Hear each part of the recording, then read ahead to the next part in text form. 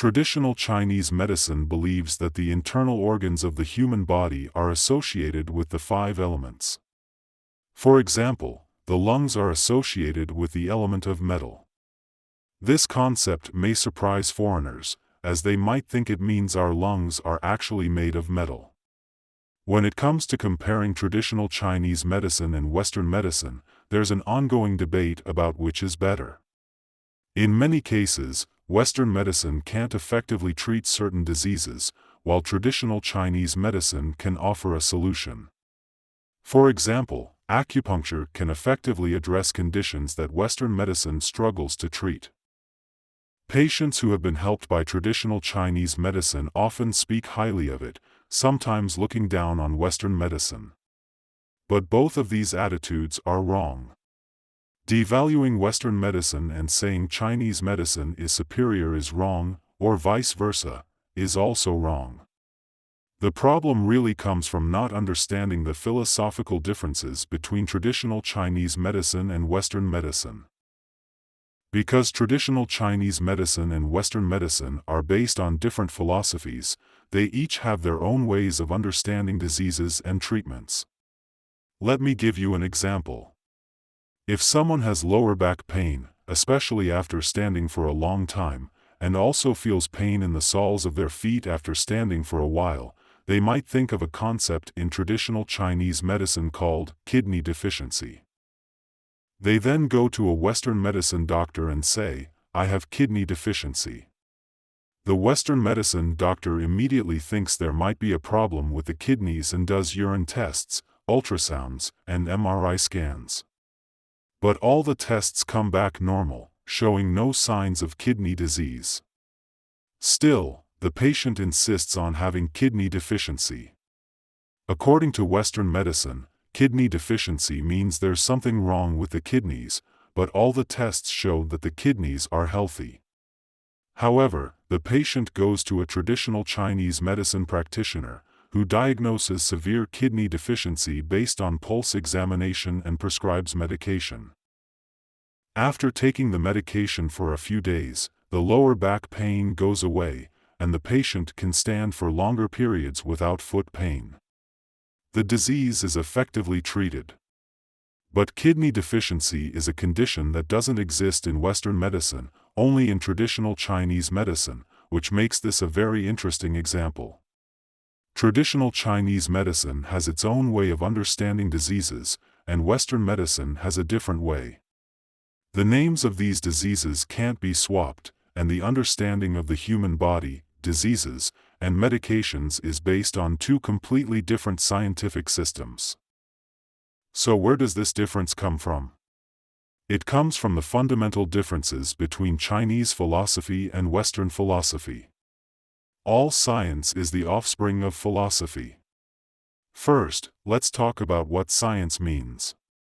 Science is a logically consistent system formed on the basis of a certain philosophical worldview. This knowledge system is a system, not just a collection of various experiences. Experiences are elevated to knowledge. For example, why isn't traditional Chinese medicine considered a science? Because it's just a collection of experiences, and each experience is still just an experience, not yet called knowledge. To elevate experiences to knowledge, there is a prerequisite. There must be a logically consistent theory that can be placed into this logically consistent system. When this experience is successfully integrated, it is elevated to knowledge. It becomes universal and generally applicable. So where is this logically consistent knowledge system, this theoretical system, established? It is established on the basis of a philosophical worldview. The way Chinese philosophy sees the universe is totally different from how Western philosophy sees it. Back in ancient Greek philosophy, they had the Pythagorean school and later the atomic theory of Democritus, where they thought everything in the universe is made up of material stuff. They used to think the smallest building block of everything was the atom, but then they found out atoms could be split up even more. So, they went on a hunt for the tiniest particles and ended up discovering quarks. They were all about exploring the most basic bits of the universe, guided by the philosophy of materialism. But then they hit a snag. What the heck is a quantum, anyway? Turns out, it's not a material thing. Einstein came along and shook things up with his field theory in physics, saying that matter particles are just a special case of the field. That was a big deal in recent Western physics. See, Western philosophy has always been all about material stuff, and all the natural sciences in the West are based on that idea. So, how does Chinese philosophy see the universe? Well, it's not made up of physical stuff, so what is it then? It's all about the constant flow and change of qi, following the principles of yin and yang and the five elements: metal, wood, water, fire, and earth. According to this view, traditional Chinese medicine sees the human body as a little universe, where qi condenses and circulates, following the same principles of yin and yang and the five elements. According to Chinese medicine, our body's organs are linked to the five elements. The liver is like wood, the lungs are like metal, the kidneys are like water, the spleen and stomach are like earth, and the heart is like fire. Chinese people know this stuff, but it might freak out foreigners. They might be like, wait, are you saying our lungs are made of metal? Our liver is made of wood? Our kidneys are just a bag of water? We'd have to explain that when we talk about metal, wood, water, fire, and earth, we're not talking about actual elements, but about qi. So, like, how do you even translate qi, you know? And like, how would you say it in European languages? I remember once I was super curious and went on this whole quest to find an English book about traditional Chinese medicine. I mean, there had to be one, right? Written in English for English-speaking folks. And of course, I was thinking, there's gotta be a section at the beginning, like an intro or something, that talks about all the basic concepts, you know? Yin and yang, the five elements, all that jazz. And for sure, it's gotta mention metal, wood, water, fire, and earth. And of course, it's gotta talk about qi. I just really wanted to see how they translated this qi. And after a lot of searching, I finally found it. They translated it as qi. Qi is qi, just based on how it sounds, you know? I was like, how are English readers even gonna get what that means? I get that maybe they won't fully get it, but what other choice do we have, right? Can we, as Chinese people today, still really understand what qi means? Qi is just qi. You can't just say it's air, right? Or gas, that just doesn't work. There's no real way to translate it, it's just gotta be qi. In traditional Chinese medicine, the idea of qi comes from Chinese philosophy, and the whole philosophy is called qi monism. Chinese folks aren't clueless about physical stuff, I mean, they know the liver is a real thing, right? But they see physical objects as just different forms of qi. Like, everything is basically qi taking on physical shapes. So, the liver is qi first and then it's the liver organ. Same goes for the kidneys, they're kidney qi first. And this whole idea of qi being too little or too much comes from Chinese philosophy. If someone sees me sweating buckets, they might say, hey, Mr. Wang, your qi is low, you're weak. I'd totally agree, but we wouldn't get into the nitty-gritty. If I asked, what do you mean by low qi? What's weak? They probably couldn't explain, and I wouldn't push it, 'cause I get it. It's like an unspoken understanding, you know? Yep, that's the deal. We always talk about qi. But how do you explain qi and blood deficiency in Western medicine? You'd think blood is just blood, right? Nope, in Chinese philosophy, there are some basic ideas in the pharmacology of Chinese medicine. They talk about hot and cold stuff. According to traditional Chinese medicine theory, the food we eat can be classified as cold, hot, or neutral, you know? It's hard to explain this to foreigners. For instance, if you tell a foreigner not to eat too many oranges because they're hot and will cause internal heat, how do you say that in English? If you tell them the orange is hot, they'll just touch it and say, no, it's not hot, it's the same temperature as other things. If you tell a foreigner that persimmons and crabs are both cold in nature and shouldn't be eaten together because it will cause problems, how do you say that in English? If you say, they are cold, they'll just touch them and say, no, they are not cold, they are the same temperature as other things. We have to admit that the concepts of cold, hot, and neutral in traditional Chinese medicine have nothing to do with temperature. When you have to use English to express cold, hot, and neutral, you have to use the words cold, hot, and warm. When you say cold, hot, or warm, they will definitely want to measure it. The simplest way to measure is to touch it, so it can't be translated. What does it mean that it can't be translated? It means that traditional Chinese medicine has its own set of categorical systems, and these categories, such as deficiency and excess, cold and hot, are all based on the concept of yin and yang, right?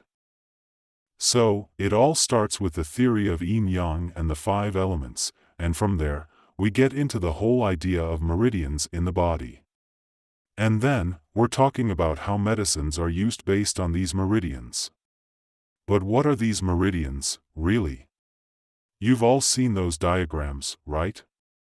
Those are the ones drawn by traditional Chinese medicine, showing the whole network of meridians throughout the body. And the end points of these meridians are called acupoints. Like, you've got Higu here, Yongquan on the sole of the foot, and Zusanli on the leg. Imagine explaining to a foreigner, this is Higu, and that's Yongquan. If they were to dissect it and take a look, they'd find that it's no different from other muscles. Now, here's the thing, the meridian system in Chinese medicine doesn't have any anatomical evidence, right? But when it comes to the human nervous system in Western medicine, there's plenty of anatomical evidence. You can even reconnect a severed nerve, you know? But when it comes to the distribution of meridians, there's no anatomical evidence at all. So, where does it come from? Is it based on experience? No, it's based on philosophy, that's for sure. See, because Yao medicine doesn't have a philosophical foundation, it's not really a science, it's just based on experience. On the other hand, traditional Chinese medicine is rooted in Chinese philosophy, so it's considered a science, a Chinese science. And that's the whole deal. From the Western medicine point of view, they're pretty surprised to learn that all the medicines in traditional Chinese medicine are basically natural foods. So, how do you make Chinese medicine? It's like cooking. It's a special kind of cooking, like slow stewing. You boil those medicines, it's like making a Chinese medicinal soup, just like cooking up a chicken soup. You can also stir-fry them, roast them, or decoct them. All of these methods are used, it's basically cooking. Now, how are Western medicines made? They're produced in chemical or biological factories based on molecular structures. But what about the medicines in Chinese medicine? They're all natural foods. So, in China, there's no clear line between food and medicine. It's like medicinal cuisine, right? Actually, it's just natural food, but with medicinal properties. The thing about acupuncture points is, there's actually no solid anatomical evidence for them. But in traditional Chinese medicine, they use these points to treat all kinds of ailments. It's like, bam! Acupuncture. Just stick those needles right into the points shown in the charts, and boom, it works. It's not like we're poking the nervous system, right? So, where does this whole idea of meridians and collaterals come from? Well, it's rooted in the ancient Chinese philosophy's view of the universe. They saw the human body as little universe of its own, with the do-mai and the ren-mai being super important. It's all about thinking of the body in this way, and that's how the whole theory of meridians and collaterals came about. And when it comes to treating illnesses, traditional Chinese medicine goes for natural remedies, which is a big part of what sets it apart from Western medicine. The reason is that the philosophical foundations are different. One is Chinese philosophy, and the other is Western philosophy. Due to the different philosophical foundations, the understanding of the human body is fundamentally different. For Western medicine, the human body is just a machine, composed of various parts. If a part malfunctions, surgery is the ultimate solution. Anatomy and surgery are the essence of Western medicine. How does traditional Chinese medicine deal with sickness? It's all about getting the body back in balance. So, what's the deal with illness in traditional Chinese medicine? Well, it's all about this whole yin-yang and five elements thing from Chinese philosophy. They see the body as this whole system, and when things get out of whack, that's when you get sick. Treating an illness in this context means getting everything back in balance. That's what they mean by regulating. Regulating is the core principle and vibe of traditional Chinese medicine. On the flip side, Western medicine is all about analyzing and cutting things open. Dissecting is what it's all about in Western medicine. Wow, this is really fascinating. Once, I attended a forum at Fudan University, not the current Fudan University, but the original Shanghai Medical University. The Shanghai Medical University still offers a doctoral program in traditional Chinese medicine. Many years ago, the Student Union of Fudan University invited two professors for a forum. One was a philosophy professor, me, and the other was a doctoral supervisor at the School of Medicine of Fudan University, specializing in traditional Chinese medicine research. The theme of the forum was Philosophical Foundations of Traditional Chinese Medicine. The traditional Chinese medicine doctoral supervisor spoke first, and after he finished, I spoke. After the speeches, students asked questions, and the two of us had a dialogue. As we talked, we were thrilled to find that we had many common points and a shared understanding of traditional Chinese medicine. He also inspired me greatly as a traditional Chinese medicine practitioner. He explained that the principles of treating illnesses in traditional Chinese medicine are totally different from those in Western medicine. In Western medicine, treating illnesses means dealing with the physical entity itself, using one entity to combat another. Western medicine focuses on identifying the pathogen. If it's a bacterium, then antibiotics are used, and antibiotics are also considered entities. Treating illnesses by dealing with the physical entity itself is the approach in Western medicine. If that doesn't work, the diseased organ is operated on, which is also dealing with the physical entity itself. On the other hand, traditional Chinese medicine mostly takes a cocktail approach. When a prescription is given, it represents a functional system. Since the human body similarly is seen as a functional system, when the body is unwell, the balance of this functional system is disrupted. Thus, a prescription is a functional system, addressing function with function. This is how traditional Chinese medicine treats diseases. Oh, we were totally on the same page. Finally, that traditional Chinese medicine practitioner told me, "Hey, Professor Wang, today my doctoral student is here, and his thesis concerns the philosophical foundations of traditional Chinese medicine that you just talked about. It's important you talk to him." I asked, "Why?" He said, "Please ask this doctoral student to stand up." He then asked him, "The research you are going to do for your doctoral thesis, using the methods of Western medicine and Western natural science to study the treatment methods of traditional Chinese medicine, what is its foundation? Can you really go down this path? Did you hear what Professor Wang just said?" If you use the principles of Western natural science to explain a certain treatment method in traditional Chinese medicine and write a doctoral thesis, he said, this is not researching traditional Chinese medicine, it's killing traditional Chinese medicine. You are planning to kill traditional Chinese medicine. I advise you to change your topic. Later, after the forum ended, his doctoral student had a discussion with me. I said, for all the treatment methods in traditional Chinese medicine, their pharmacology cannot be explained using Western scientific concepts.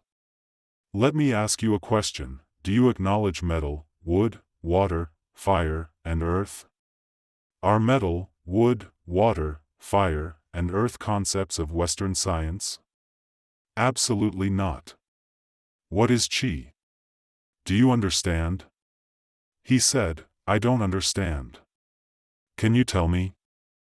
I said, 4 words, I'll give you 4 words. What is qi? De hua lu qi. The flow of qi transforms. Of course, you understand the meaning, it leads to the formation of the universe. This transformation is not saying that it forms this object, or forms fish, cats, dogs, and humans. No. It is primarily the condensation of qi that forms matter. Every tiny particle within matter is the result of flow of qi. We have a concept called qi. I said, when you research traditional Chinese medicine and write a doctoral thesis on the theory of traditional Chinese medicine, you cannot use Western philosophy or the concept of categories in Western science.